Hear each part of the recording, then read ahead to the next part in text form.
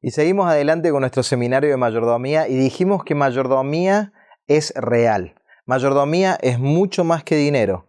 Mayordomía es experimentar a Cristo. Y en el seminario, en el temita de hoy, vamos a repasar, ¿cierto?, qué es experimentar a Cristo el Señor. Nosotros dijimos que en nuestra primera charla dijimos que experimentar a Cristo es dejar que Cristo hable a nuestro oído, ¿sí? Y ahora nosotros vamos a hablar acerca de experimentar a Cristo el Señor, ¿sí? Y me pregunto, ¿fuiste debajo de la higuera? ¿Fuiste a hablar con el Señor? ¿Pudo el Señor decirte quién tú eres? Espero que sí. Espero que hayas tenido esa oportunidad. Vamos a orar. Padre eterno, Señor, que estás en los cielos, en esta hora vamos a seguir estudiando tu palabra. Vamos a seguir buscándote, experimentándote. Y ahora, Señor, queremos experimentar a Cristo el Señor. Así que, Padre Celestial, que la presencia de tu Espíritu Santo esté con nosotros. En el nombre de Jesús te lo pedimos. Amén. Todavía recuerdo aquellos días cuando vivía en mi ciudad natal, en Córdoba, en Argentina. Y me acuerdo que a mitad de cuadra de mi casa había un jardín hermosísimo, ¿sí? Donde había plantas de todos colores, había flores, ¿sí? La verdad que me acuerdo que la vecina, que se llamaba Graciela, ella tenía ese lugar lleno de flores y un lugar muy lindo, ¿cierto? Cuando pasábamos lo podíamos ver. Pero también veía que durante la semana ella y sus hijos y su esposo pasaban largos ratos trabajando en su jardín, acomodando todo, cortando las flores, ¿cierto? Viendo que las flores no se las comieran los animalitos. Así que ellos mantenían su jardín y era un jardín hermosísimo. Y hace muchos años atrás, hace más de 6.000 años atrás, también el Señor plantó un jardín y lo plantó en este mundo. La palabra de Dios nos cuenta que en el principio creó Dios los cielos y la tierra. Génesis capítulo 1, versículo 1. En hebreo dice Bereshit bara Elohim. Dice que Dios creó, ¿sí? Elohim significa Dios. Dice que Dios creó en el principio, Bereshit, en el principio. Pero ese principio no sabemos cuándo fue. Sabemos que fue hace muchos años atrás. Dios creó. Y la palabra bara significa crear. Pero no es simplemente una creación como nosotros hacemos, ¿cierto? Que si nosotros queremos crear un banco, vamos, compramos la madera, compramos los clavos, agarramos, hacemos el plano del banquito que queremos hacer y luego trabajamos con nuestras herramientas, con la sierra, ¿cierto? Cortamos la madera hasta que formamos nuestro banco. Nosotros usamos materiales preexistentes para poder hacer cosas, pero Dios no necesita ningún material preexistente para crear. La palabra hebrea, bara, que significa crear, es una palabra que significa que Dios creó de la nada, ¿sí? Dios tiene el poder de crear de la nada. Y nos cuenta el texto bíblico, cuando vamos a Génesis capítulo 2, versículo 15, dice: tomó pues Jehová Dios al hombre y lo puso en el huerto del Edén para que lo labrara y lo cuidara, ¿sí? Dios había empezado la creación y Dios dice que agarró y puso todas las cosas que están en este mundo antes de crear al hombre, ¿sí? Fue haciendo cosa por cosa, elemento por elemento. Fue Dios llamando a la existencia con su voz, ¿sí? Dios llamaba a la existencia todas las cosas que hay en este mundo con su voz. Tremendo el poder de Dios, ¿ah? Y llegó el día sexto. Y dice que Dios se inclinó el día sexto, ¿cierto? Y formó una persona, ¿sí? Y cuando formó esa persona con sus manos, la palabra de Dios dice que Él sopló aliento de vida para que esta persona se levantara, ¿sí? Y en ese día Dios creó al hombre. En el sexto día Dios creó al hombre. Creó al hombre a su imagen y semejanza. La palabra de Dios dice, hagamos al hombre. Dice, hagamos al hombre a nuestra imagen y semejanza. Quiere decir que tú y yo somos a imagen y semejanza de nuestro Dios. Amén. ¿Sabes qué? También nos dice la palabra de Dios que Eva fue creada el mismo día. Adán estaba poniéndole nombre a los animales en el huerto y de repente se encontró que estaba solo.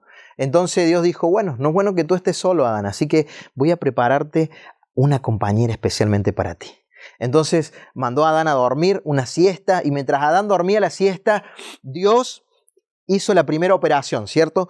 Cortó en el costado de Adán, metió su mano, ¿cierto? Sacó una costilla y formó a Eva, a su compañera. Y luego de haberla formado, se la trajo para que él la pudiera ver. La palabra de Dios dice que Adán cuando la vio quedó totalmente exciting, ¿no? La miró a ella a los ojos y se enamoró. Fue amor a primera vista cuando vio a esa mujer.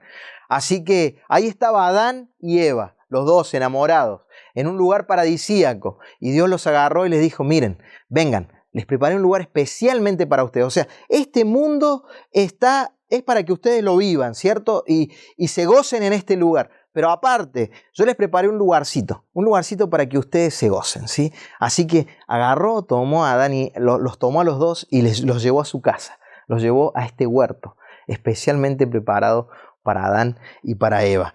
Miren lo que dice acá el texto, dice... Tomó pues Jehová Dios al hombre y lo puso en el huerto de Edén para que lo labrara y lo cuidara. Aquí nosotros podemos ver cómo es que Dios trabaja, ¿cierto? Cómo es que Dios crea todas las cosas y luego lo trae al hombre para que haga un trabajo también especial. Recordemos que nosotros somos a imagen de Dios. A Dios le gusta crear, a Dios le gusta trabajar, a Dios le gusta hacer cosas, ¿cierto? Y como nosotros somos a su imagen, también a nosotros nos gusta trabajar, nos gusta hacer cosas, somos creativos, ¿sí? Entonces el hombre no fue creado para quedarse con los brazos cruzados, ¿sí? Ni para solamente contemplar las maravillas que Dios había hecho, sino que Dios nos creó para que pudiéramos administrar sus bendiciones. ¿Ah? ¿Qué te parece? Mira lo que está pasando acá. Dice que en el versículo 15, que lo voy a volver a leer, dice lo siguiente. Tomó pues Jehová Dios, ¿cierto?, al hombre y lo puso en este huerto. Génesis 2:8 dice, y Jehová Dios plantó un huerto en Edén al oriente y puso allí al hombre que había formado. ¿Ok? Entonces, Dios puso al hombre que había formado, lo puso en un lugar especial. Luego de que Dios había creado todos los recursos, ¿cierto? Luego de que Dios había creado el agua, había creado el oxígeno, los animales, las plantas, ¿cierto? Estaba todo especialmente confeccionado para que el hombre y la mujer pudieran vivir, para que la humanidad pudiera vivir en un lugar bello, ¿sí? Estaba todo listo para que el hombre pudiera desarrollarse al máximo, ¿sí? Dios le había dado todas las herramientas para que se desarrollara al máximo. Pero el hombre tenía que hacer algo, ¿sí? Como les venía diciendo, Dios es un Dios creador, Dios es un Dios que le gusta trabajar. Entonces, como les venía diciendo, Dios puso al hombre para hacer algo. Y lo puso a hacer ¿qué cosa, hermanos? Lo puso a trabajar, porque el trabajo es bueno, ¿ok? El trabajo es bueno. Hay principios que Dios plantó en el Edén. Y yo quiero que me ayuden ustedes, porque ustedes los conocen muy bien. Uno de los principios fue ¿qué cosa? Fue la familia, ¿cierto? Porque Dios trajo a Adán y Eva. Ese es uno de los principios, ¿sí? ¿Cuál es el otro principio que vemos en el jardín del Edén? Hay varios. ¿Cuál es el otro principio? El principio del descanso, ¿sí? Dios trae a Adán y Eva y luego llega el día séptimo, ¿cierto? Que Dios descansa. ¿Y cuál es el otro principio que Dios también lo pone en el jardín del Edén? Él crea ese principio en el jardín del Edén, desde que el hombre fue puesto en este planeta. ¿Cuál es este principio? El principio del trabajo. Trabajar está bien. Trabajar es algo que te va a hacer bien. Trabajar es algo que te va a hacer te va a hacer sentir una persona productiva. Tú tienes que sentirte que eres una persona productiva. Entonces dice que Dios lo puso en el jardín para labrarlo y para cuidarlo. La palabra hebrea que tiene que ver con cuidar o mantener también puede ser traducida como administrar. O sea que Adán y Eva fueron puestos en el jardín del Edén para administrar el huerto, para administrar el jardín, para administrar este planeta que Dios lo había puesto en sus manos.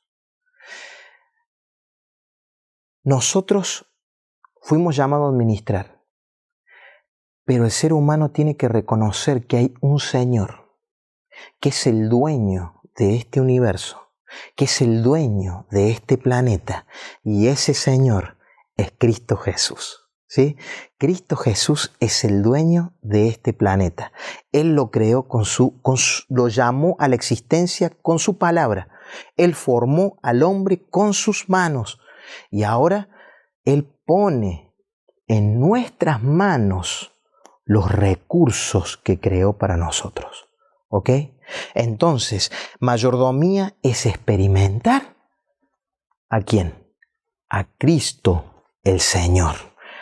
A Cristo Jesús, nuestro Dios, nuestro Creador, nuestro Redentor. Entonces dijimos que Adán y Eva fueron puestos en este jardín para administrarlo. Un administrador, ¿qué hace? Para mantener, cuidar y preservar. Tiene una responsabilidad, ¿sí? Los administradores tenemos una responsabilidad. Tú tienes una responsabilidad. ¿Sí? La responsabilidad de mantener las bendiciones de Dios, no dejar que se pierdan, ¿cierto? Mantenerlas en buen estado, hacer todo lo posible para que estas bendiciones prosperen. El Señor te ha dado algo a ti, el Señor te ha puesto a ti en un lugar, el Señor te ha puesto a ti en un huerto que tú también tienes que mantener. ¿Y cuál es ese huerto? ¿Cuál es el lugar que Dios te ha puesto a ti para que mantengas? Y bueno, ese lugar que Dios ha puesto a ti para que tú mantengas puede ser tu trabajo, puede ser tu familia, tus hijos, tu esposa. ¿Qué estás haciendo con las bendiciones que Dios te dio? ¿Cierto? Así como Dios puso a Adán y Eva en un huerto, también Dios te está poniendo a ti en un huerto. Y tú tienes que definir cuál es el huerto en el cual Dios te ha puesto. Pero recuerda, tú no eres dueño de ese huerto. Tú no eres el dueño del huerto. Tú eres un administrador del huerto. Tú eres un administrador de ese jardín en el cual Dios te ha puesto. Vamos a buscar un texto en nuestras Biblias. Vamos a buscar Colosenses, ¿sí? Ahí pueden buscar sus Biblias. Colosenses capítulo 1. Vamos a buscar Colosenses capítulo 1 y vamos a leer del versículo 15 en adelante. Miren lo que dice. Pablo se está refiriendo a Cristo Jesús. Dice, Él es la imagen del Dios invisible, el primogénito de toda creación, porque en Él fueron creadas todas las cosas, las que hay en los cielos, las que hay en la tierra, visibles e invisibles, por medio de Él y para Él. Me encanta este texto. Dice que fueron creadas ¿por medio de quién? Por medio de Él y para Él. Y Él es antes de todas las cosas y todas las cosas en Él subsisten. En Él subsisten.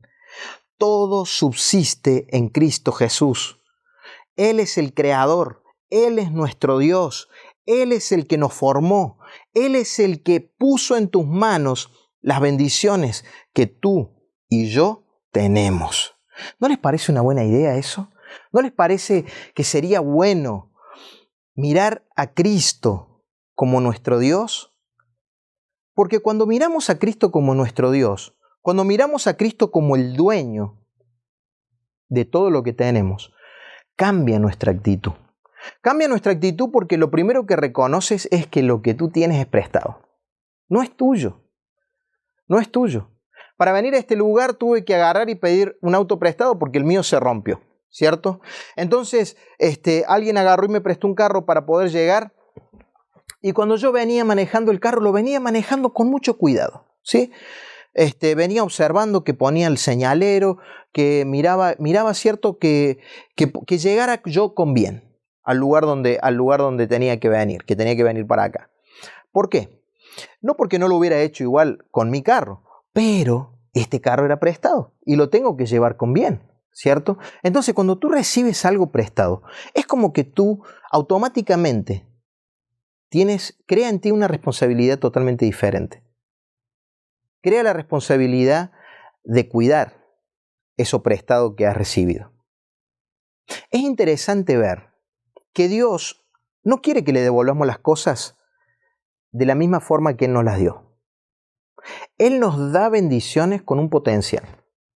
Las bendiciones que tú has recibido, las bendiciones que yo he recibido, sea el trabajo, sea los recursos, sea el tiempo, ¿cierto?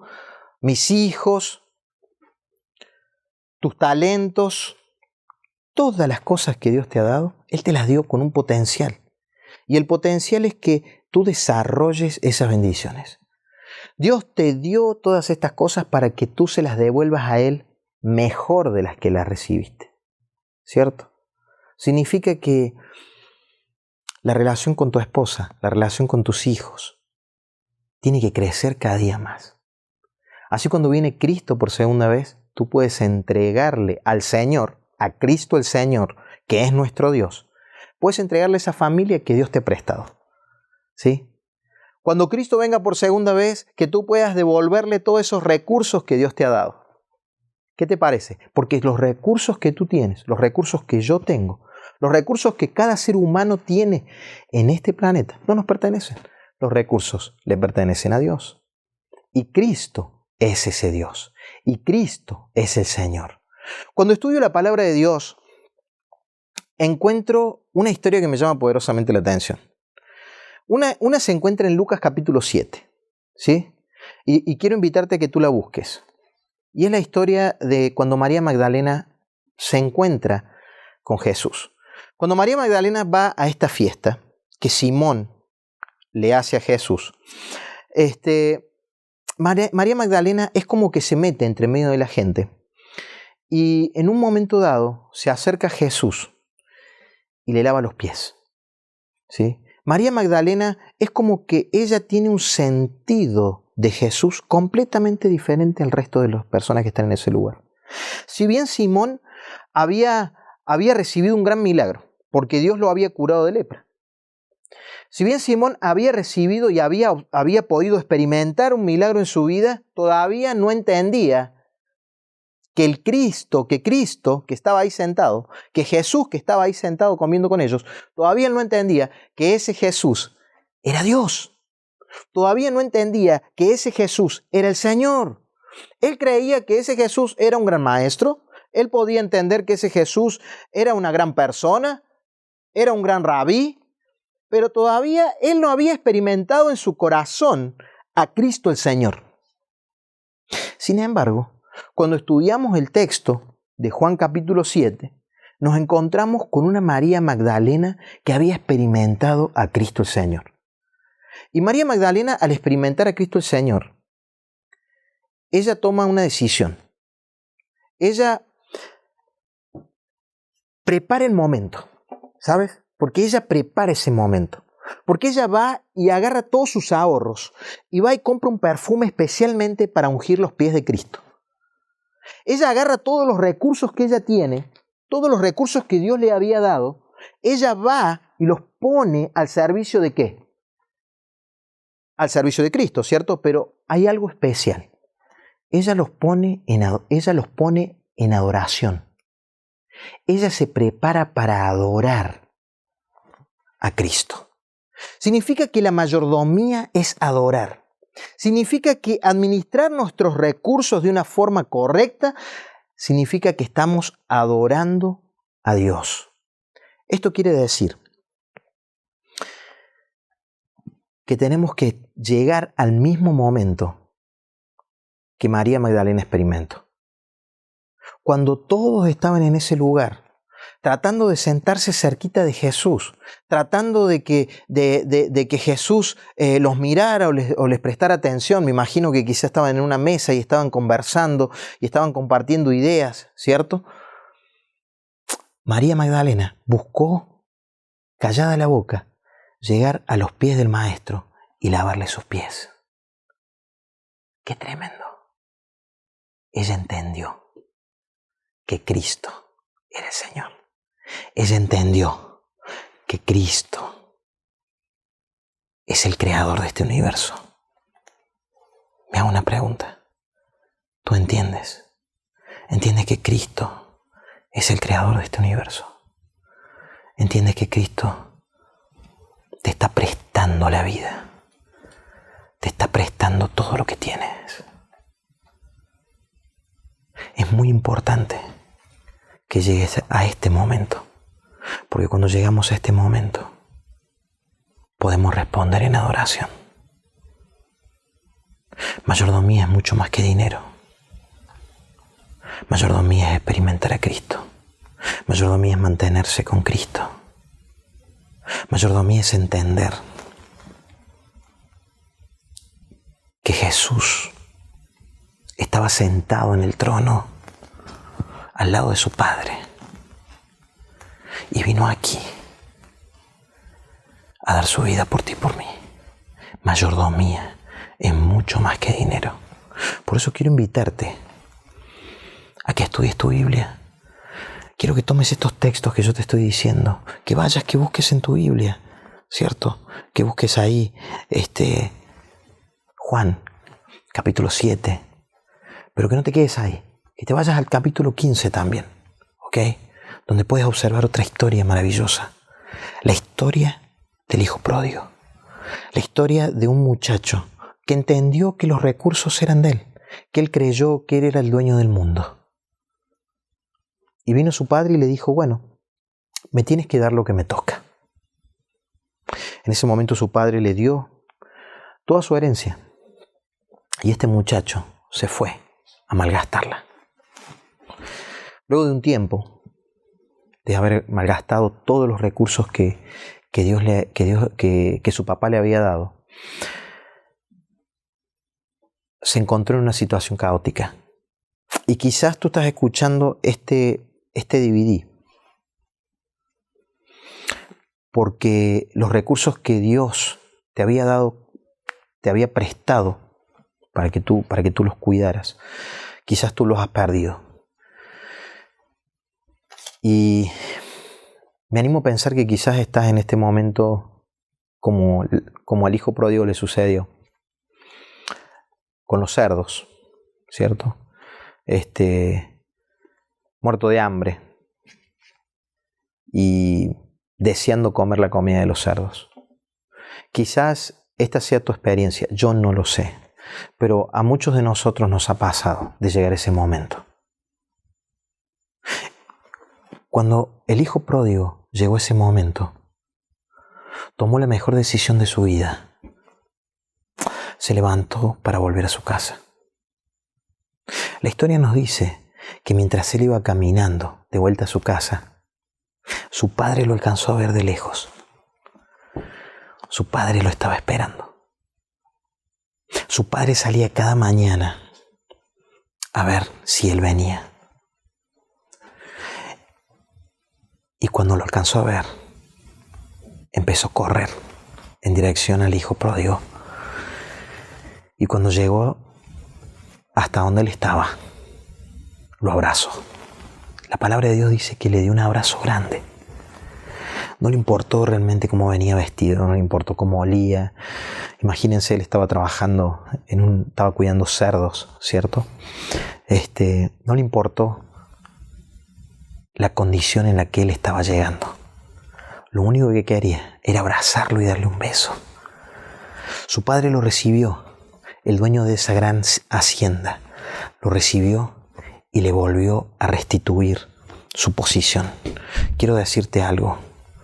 Si tú has derrochado los recursos que Dios te había dado, si tú los has echado a perder y hoy te sientas con los cerdos y hasta quieres comer su comida. Pero por un momento en tu mente, un halo de luz pasa de decir, quiero volver a la casa del Señor. Quiero volver a tener un encuentro con Cristo Jesús. Yo quiero invitarte a que te acerques al Maestro nuevamente. Él está dispuesto a devolverte, ¿cierto? A darte una segunda, una tercera, una cuarta oportunidad, una quinta oportunidad. Dios te ama. Mayordomía es experimentar a Cristo el Señor. Es experimentar a Cristo, no solamente el Maestro. Es experimentar a Dios, porque Cristo es Dios.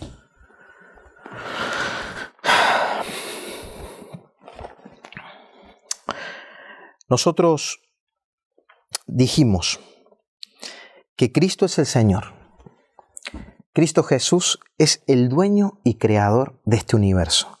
Y tú y yo, nosotros, somos los administradores y mayordomos, los administradores de la casa de Dios, los administradores de las bendiciones de Dios.